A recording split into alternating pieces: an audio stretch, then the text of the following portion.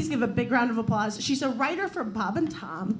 Put your hands together for Mariah Anglin.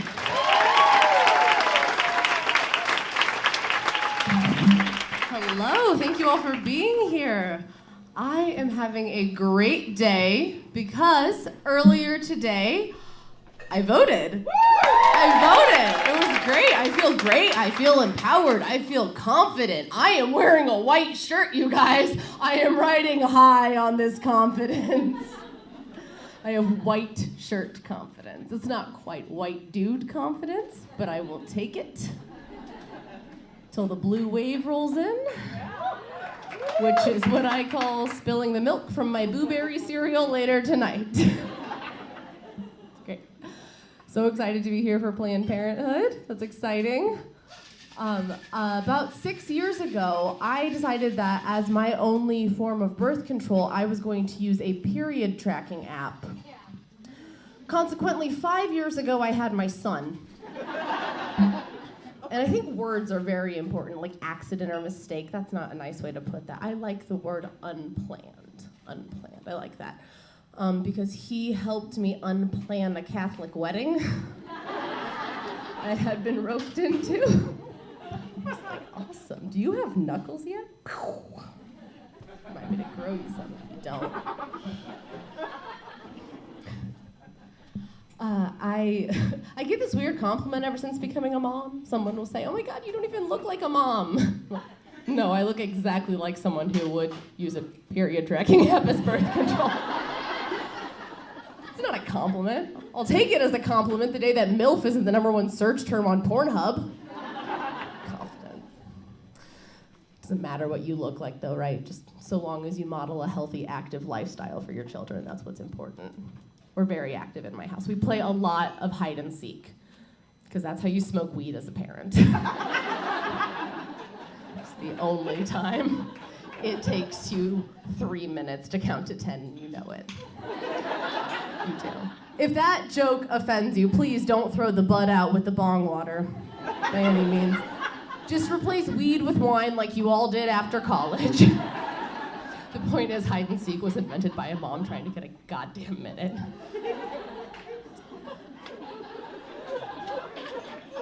The in-laws that came with the marriage are more Catholic than I would have chosen a la carte.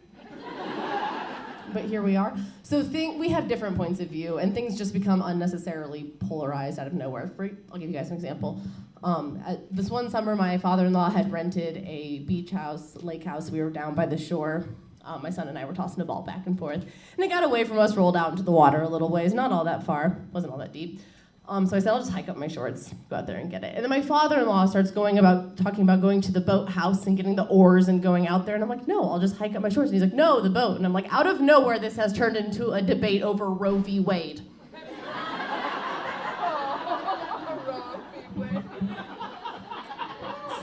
The most polite abortion joke you will ever hear.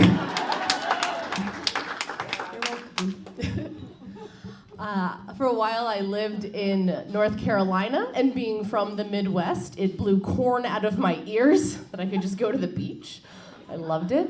I would take my son a lot. There's one of the times we were there when he was little, he was so excited, and he wanted to go in the water. So he said, "Mama, can we put wee hands in the water?" And I was like, "Yeah, get in there, buddy, of course." "Mama," yeah, I know he sounds like Jar Jar Binks. It's just an accurate representation. And he said, "Mama, can we put wee piggies in the water?" And I'm like, "Absolutely, get in there." And he's like, "Mama, can we put wee penis in the water?"